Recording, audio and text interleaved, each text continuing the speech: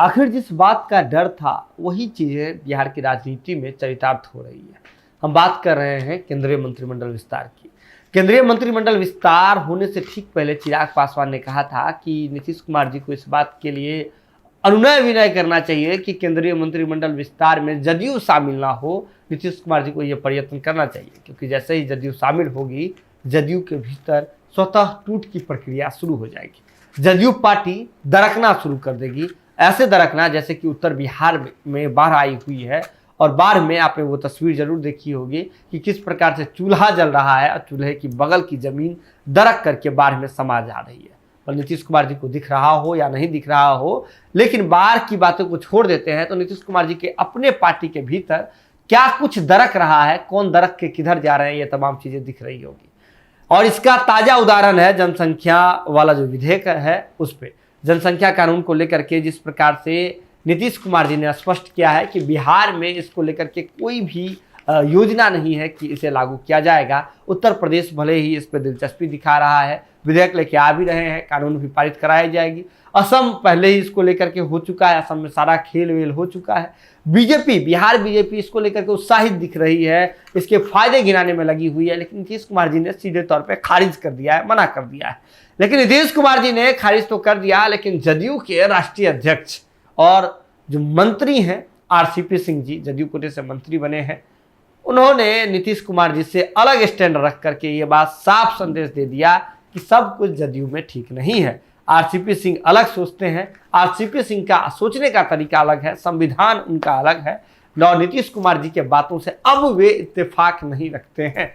पहले रखते थे, नीतीश कुमार जी जैसी बातें कहते थे उस पर वे हामी भरते थे, लेकिन अब अधिकतर चीजों में हमने देखा है कि बीजेपी के बातों में, बीजेपी के स्टैंड पर आरसीपी सिंह की भी स्टैंड रहती है, आरसीपी सिंह की भी सहमति रहती है। हमने देखा था कि किस प्रकार से मंत्री बनने से पूर्व भी वर्चुअल सम्मेलन में उन्होंने नरेंद्र मोदी जी की जमकर के तारीफ की थी। इसके बाद मंत्रालय भी उन्हें मिलता है, मंत्री पद मिलता है। इसके बाद वो भी प्रकरण देखा होगा कि किस प्रकार से चंद्रवंशी जी को, जो जदयू के कदावर नेता हैं, धक्का देकर के बाहर निकाला जाता है। ये तमाम चीजें भारत लाइव की टीम ने दिखाई। इस पर अब चर्चा करना, समय को जो है इज्जत नहीं देना होगा। चलिए अब बढ़ते हैं आगे। आपको बता दें कि आरसीपी सिंह नीतीश कुमार से ज्यादा अब सॉफ्ट कॉर्नर बीजेपी के लिए रख ही रहे हैं। नीतीश कुमार जी इस बात को लेकर के आहत तो थे ही, मर्माहत तो थे ही, लेकिन नीतीश कुमार जी का जो घाव है वो ठीक होने का नाम नहीं ले रहा है।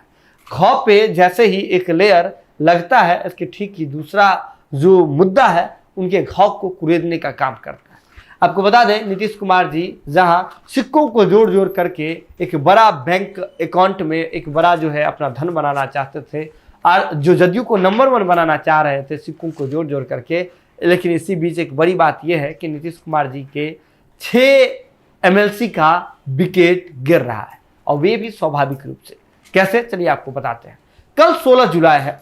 16 जुलाई को विधान परिषद यानी कि एमएलसी के जो सदस्य हैं उनमें से जो 75 पहले सदस्य थे, कुल मिलाकर के हम विधान परिषद की संख्या की बात कर रहे हैं, उसमें से 24 ऐसे थे जो चुन करके आए थे जिनका कार्यकाल 16 जुलाई को खत्म हो रहा है। ऐसे में सबसे तगड़ा झटका बीजेपी को लगा है।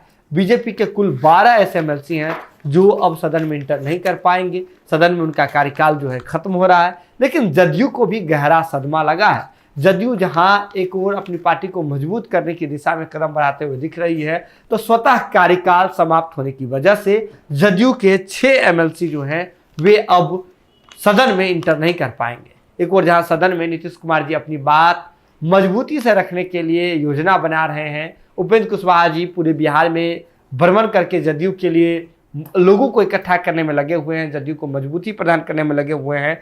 वहीं इन तमाम प्रक्रिया के बीच में ही एक बड़ी बात आई है जो नीतीश कुमार जी को हजम नहीं होगी।